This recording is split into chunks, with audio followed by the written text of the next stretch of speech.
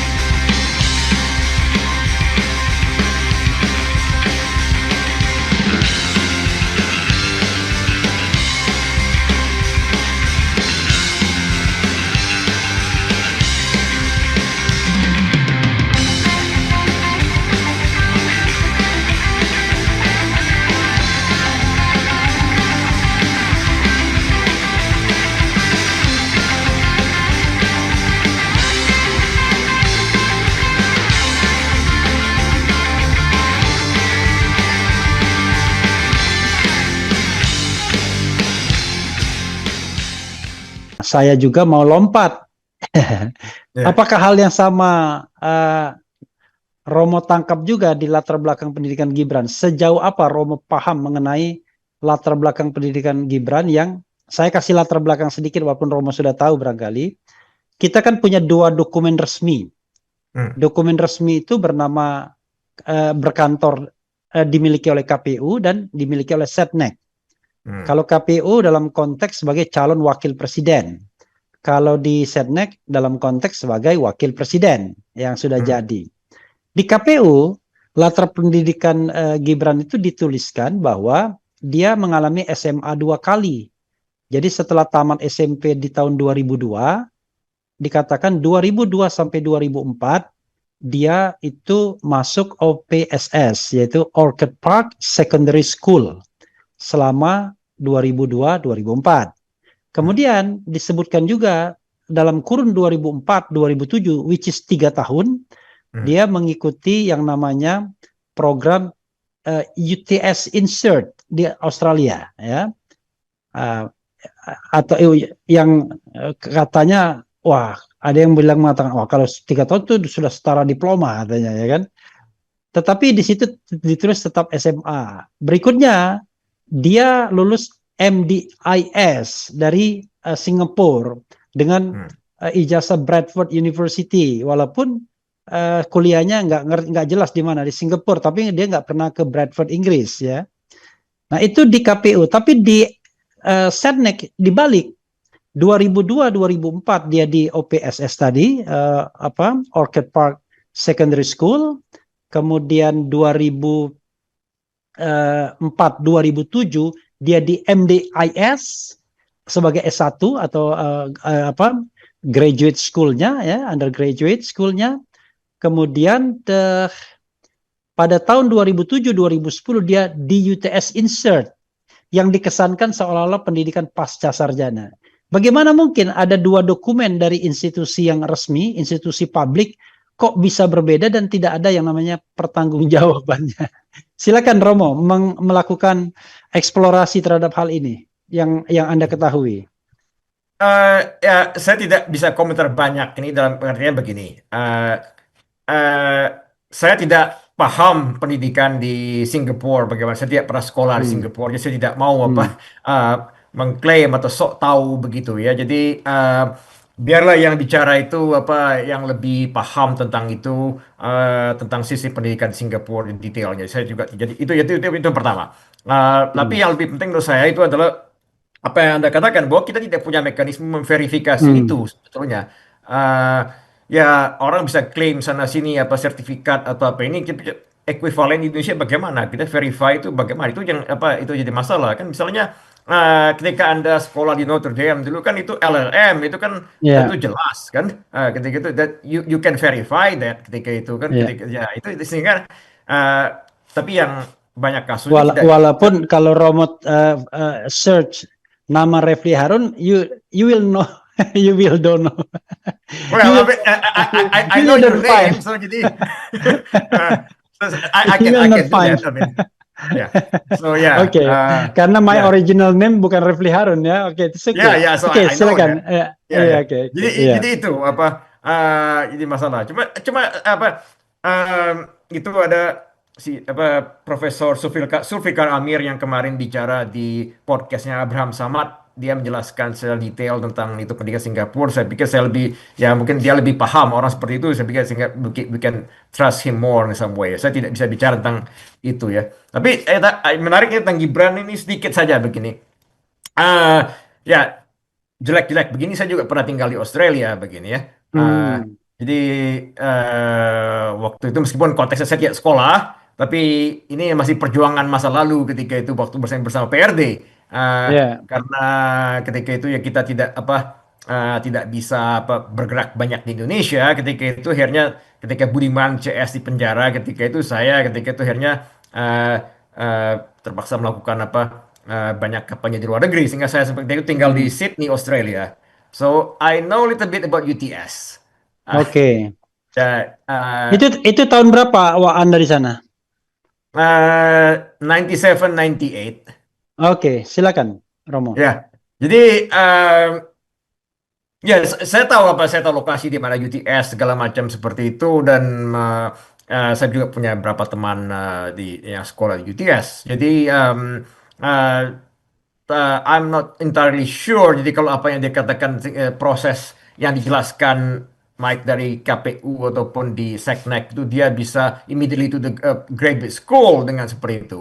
So, itu yang bisa saya katakan. So, I have a big questions about that ketika itu kan. Hmm, Bahwa it's different UTS insert dan UTS graduate program itu different.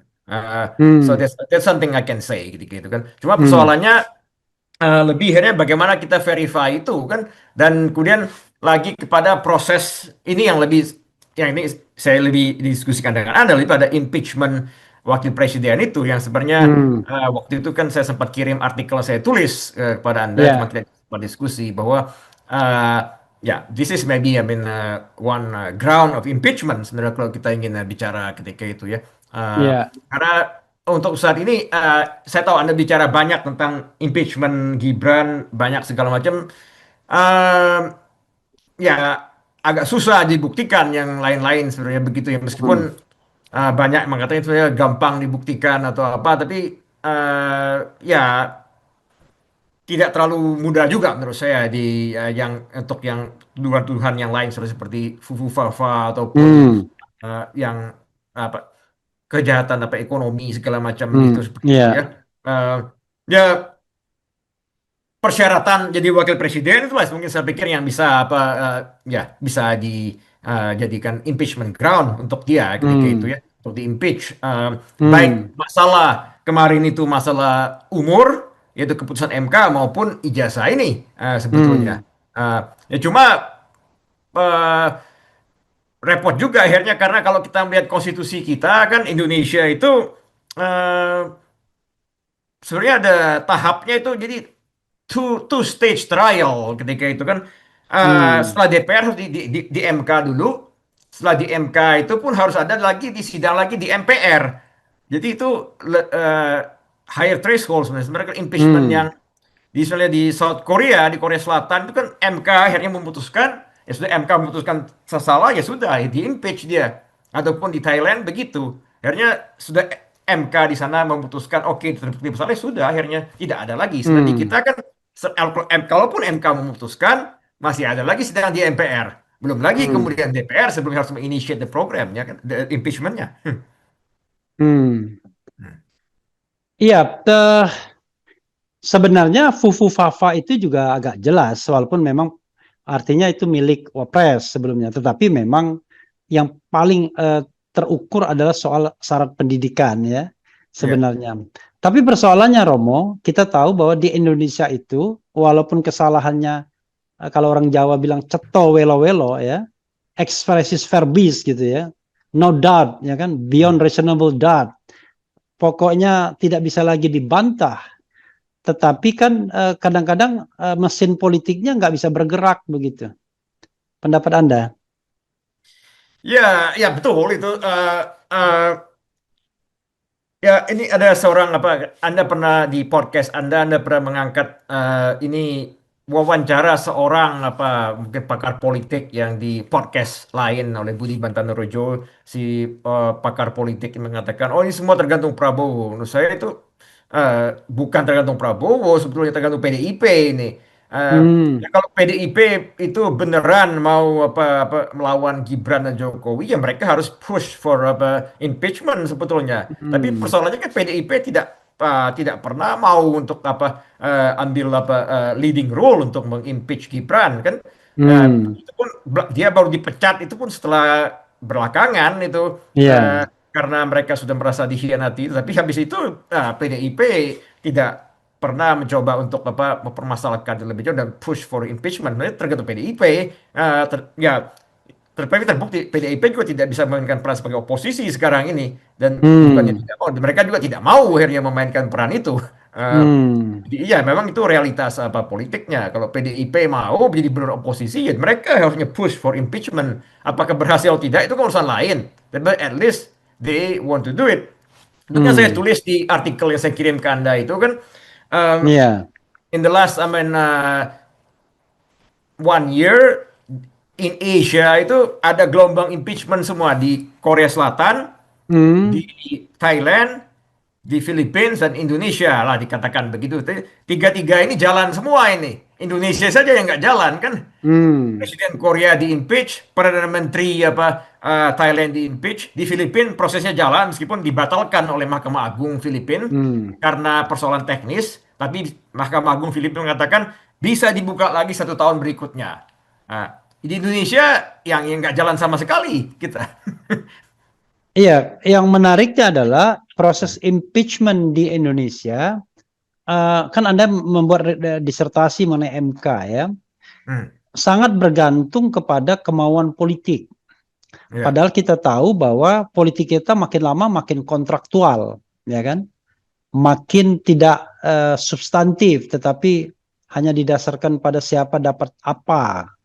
hmm. Bagaimana Anda melihat article of impeachment itu ketika dikaitkan dengan fenomena politik saat ini? Padahal maksud dari article of impeachment ini kan memang jangan sampai subjektivitas politik itu mempengaruhi jalan impeachment sebagaimana yang dilakukan terhadap Gus Dur misalnya.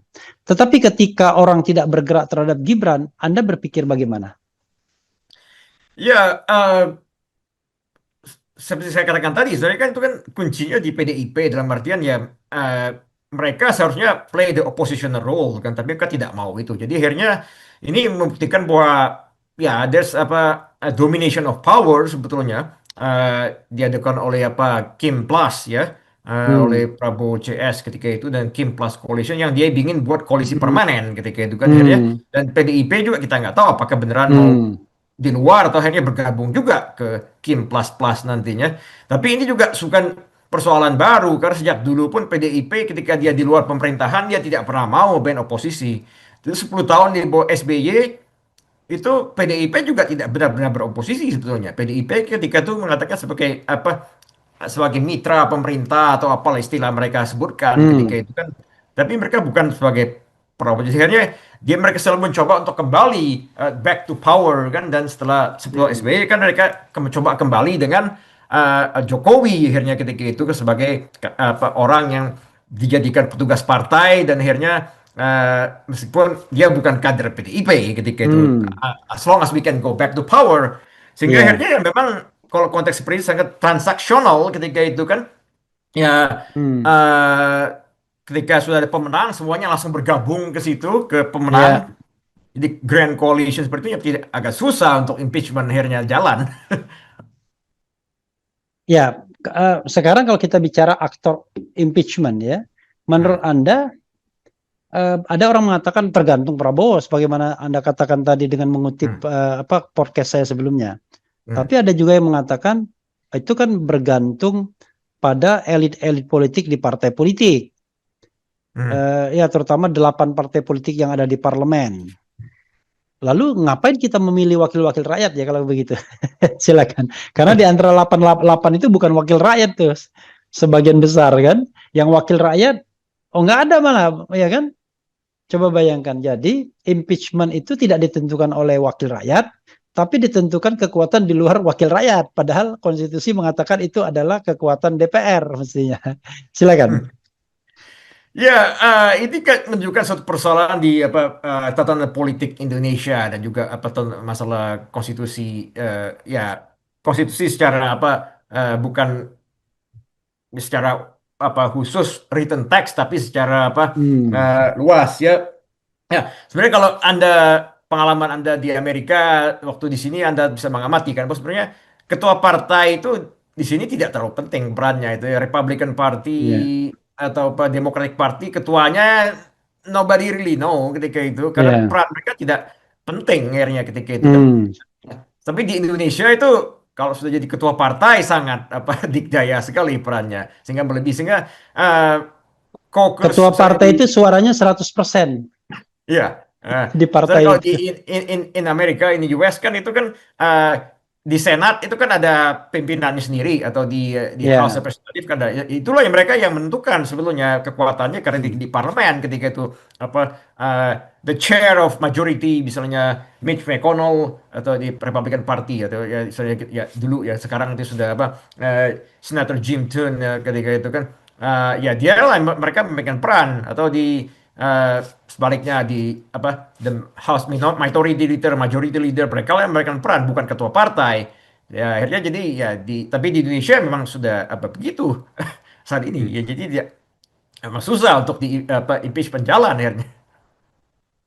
Jadi apa yang Anda sarankan ya agar kemudian bukan impeachment itu jalan, tetapi cara untuk melakukan verifikasi terhadap kebenaran sebuah dokumen ya yang merupakan syarat untuk menjadi calon presiden dan wakil presiden ini itu bisa eh, memenuhi asas-asas pemerintahan yang baik ya, transparan, accountable ya. Karena yang terjadi adalah seolah-olah ada upaya untuk menutup-nutupi ini sehingga debat publiknya gila-gilaan, tapi Hmm. transparansi dari institusi negaranya tak ada gitu. Silakan.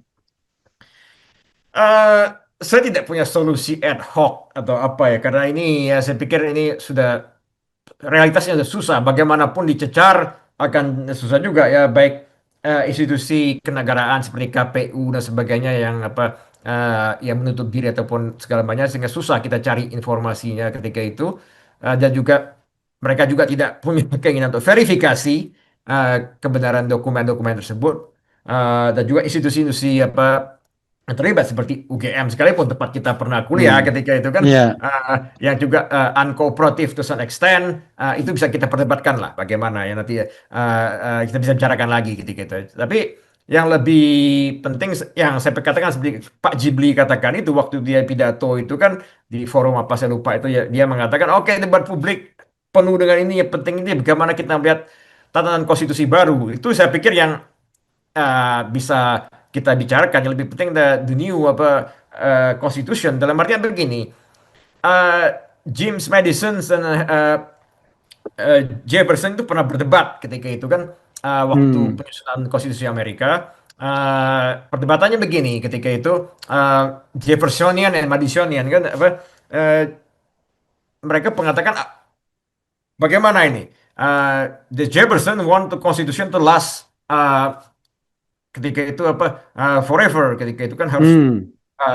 sementara Madison mengatakan setiap generasi itu harus membuat konstitusi sendiri dalam arti Hmm. dia katakan usianya 20 tahun itu maksimum sehingga generasi baru bikin konstitusi baru kata dia. Tapi Hmm. akhirnya kan yang menang Jefferson ketika ya Ya. US Ya. Constitution that things that last things that hundred more than 100 years now ketika itu kan ya satu konstitusi yang paling sulit diubah ketika itu. Hmm. Saya pikir saya lebih cenderung yang Madison approach dalam artian ya every generation have to that define their own constitution. Ketika itu kita jangan Hmm. terikat lagi. Ini konstitusi 2002 ini kalau dikatakan 2002 ya mau disebut konstitusi Ya. 2002 itu sudah lebih dari 20 tahun dan terbukti Ya. sebenarnya tidak berhasil membuat tatanan Indonesia yang baru karena Hmm. banyak uh, kesalahan yang mereka buat ketika banyak kompromi segala Hmm. macam itu ya. Sehingga akhirnya it's time for the new generation to draft their new constitution. Ketika itu termasuk ya generasi kita lah, generasi Anda juga. Hmm. Kan Ya. itu kan dibuat oleh Jacob Tobing CS, that the older Hmm. generation dan juga part of the new order. Ketika itu kan Ya. dan konstitusi ya benar-benar produk ketika itu reformasi ataupun itu sebenarnya belum ada oleh generasi baru ketika itu ya. Ya, kalau misalnya mantan apa teman-teman seperjuangan saya Budiman CS segala Hmm. macam mau bikin konstitusi baru terlibat ya that's I mean better in the sense I think that they should take the lead ketika itu kan. Hmm. Ya. Yes, our generation is time to write our constitution Ya. ketika itu. Jadi itu yang lebih penting sehingga persoalan seperti persyaratan presiden segala macam harus diperjelas di konstitusi tentang itu juga Hmm. masa jabatan presiden, saya pikir itu harus dijelaskan dalam arti tidak bisa diubah lagi. Jangan sampai Hmm. nanti ini eh, kemarin itu tidak jadi 3 periode, tapi belum berarti ini habis. Habis ini bisa jadi Prabowo juga mau 3 periode. Jangan-jangan nanti habis ini kan. As long as itu kan argumen dari teman Anda Kodari mengatakan itu bisa saja diamandemen kan, tidak dilarang. Ya. Ya ada benarnya juga dia dalam artian tidak ada pasal di Undang-Undang Dasar yang mengatakan 2 periode itu tidak bisa diubah. Yang ada Hmm. itu cuma mengatakan negara kesatuan tidak bisa diubah. Itu. Ya. Tapi 3 periode tidak bisa diubah. Jangan-jangan nanti periode berikutnya mereka mau ubah lagi, celaka lagi nanti. Hmm.